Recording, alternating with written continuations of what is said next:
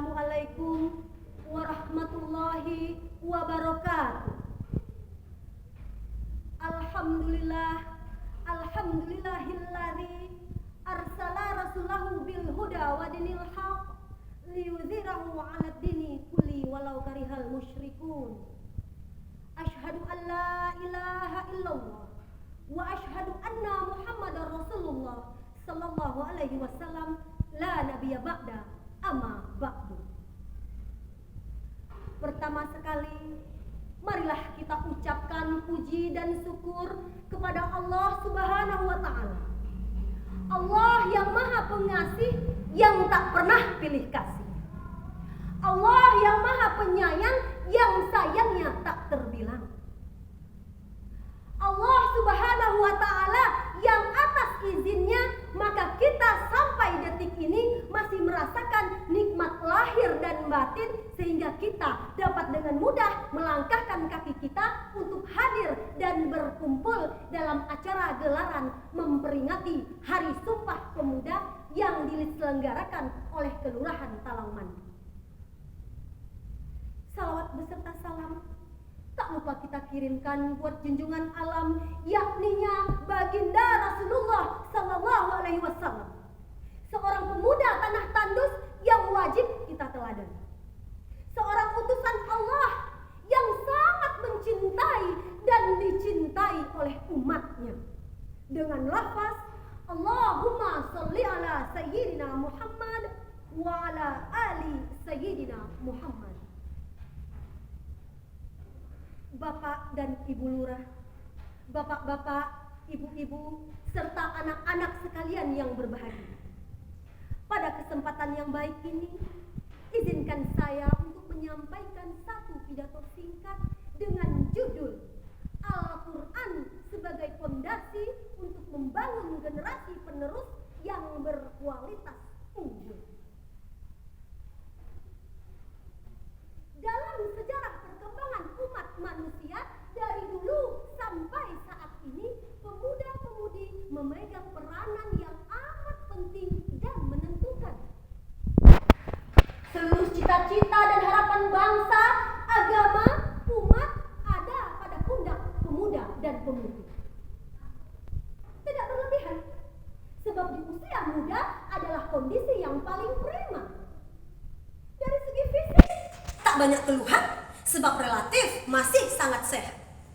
Dari segi intelektual, memang dalam masa perkembangan berpikir rasional. Masa muda adalah saat yang penuh semangat dan idealisme. Dari kondisi tersebut, tentu kita dan negara ini memiliki harapan besar bahwa keberadaan pemuda-pemudi muslim yang ada di negara ini akan mampu menciptakan kestabilan dalam seluruh aspek kehidupan bangsa dan bernegara. Kenapa harus stabil? Karena hanya dengan kestabilan proses hidup, maka kita akan merasakan yang namanya ketenangan, ketentraman, bahkan kesejahteraan. Namun yang jadi pertanyaannya sekarang ini adalah, apakah generasi pemuda yang ada saat ini adalah generasi yang memiliki bekal dan mampu untuk menciptakan kestabilan tersebut? Jawabannya belum. Kenapa belum? Karena ternyata realita yang ada di lapangan, pemuda-pemuda muslim yang ada saat ini sungguh sangat memprihatinkan keadaannya. Bagaimana tidak? Zaman sekarang kita lebih banyak melihat kaula muda yang gila joget daripada baca Quran. Banyak kita jumpai pemuda yang lebih suka kongko-kongko tak karuan daripada kumpul di pengajian. Banyak kita lihat pemuda-pemudi yang hafal lirik-lirik lagu daripada isi proklamasi. Banyak kita lihat pemuda yang memabuk-mabukan daripada pemuda yang sehat, rapi, dan gagah. Begitu banyak kita lihat kaula muda yang sangat akrab dengan kekerasan daripada mengembangkan dirinya dengan berorganisasi. Dan yang lebih menghadapi generasi muda yang terjerembab ke dalam limbah hitam narkoba. Kalau sudah narkotika dan kawan-kawannya hinggap dalam diri pemuda dan pemudi, maka saat itu terbentuklah pemuda-pemudi yang cacat mental, spiritual, dan jasmaninya. Lalu apa jadinya bangsa ini jika penopang yang akan dihadapkan kepadanya nanti adalah generasi yang lemah tak berdaya, loyo, sakit-sakitan, dan miskin ilmu? Lantas, apakah kita akan benar-benar diam saja dan berpangku tangan saja jika generasi seperti ini yang nantinya akan muncul dan merongrong bangsa ini? Hadirin yang berbahagia, dengan adanya fenomena-fenomena mengerikan yang saya sebutkan tadi, maka sudah sepantasnya kita sebagai orang tua, guru, tokoh masyarakat mengantisipasi agar fenomena tadi tidak terjadi kepada anak-anak kita nantinya. Salah satu cara mendasar yang harus segera kita gerakkan adalah mengenalkan ajaran Al-Quran sedini mungkin kepada anak-anak kita dengan kita sebagai teladan yang baik buat mereka. Sehingga insya Allah maka akan terbentuklah generasi yang cinta Quran. Seperti yang kita ketahui, Al-Quran adalah firman Allah yang diturunkan kepada Nabi Muhammad SAW melalui wasilah malaikat Jibril alaihi salam untuk disiarkan kepada seluruh umat manusia yang salah satu tujuannya adalah huda linnas, petunjuk bagi seluruh umat manusia di muka bumi ini. Dengan kata petunjuk, maka sudah seharusnya kita menyadari bahwasanya di dalam Al-Quran benar-benar terdapat kebenaran-kebenaran hakiki yang tidak diragukan lagi kebenarannya.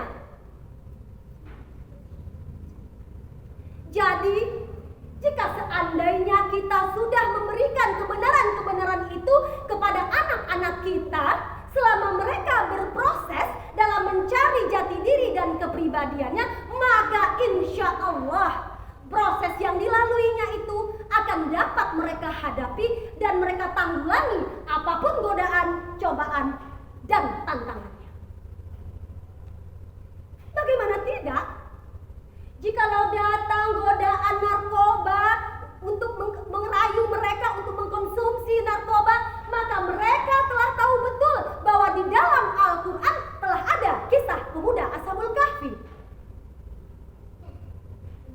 Jika datang godaan kepada mereka untuk berbuat kekerasan, maka mereka telah paham betul bahwa di dalam Al-Quran terdapat ancaman nyata bagi orang-orang yang berbuat zalim.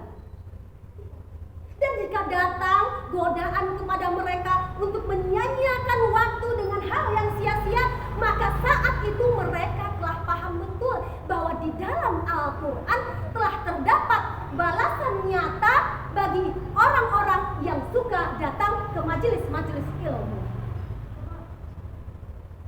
Dan jika datang bujuk rayu setan kepada mereka untuk menabuh khamar, maka mereka telah tahu persis bahwa di dalam Al-Quran telah terdapat ajaran untuk mengkonsumsi makanan yang halal dan thayyib.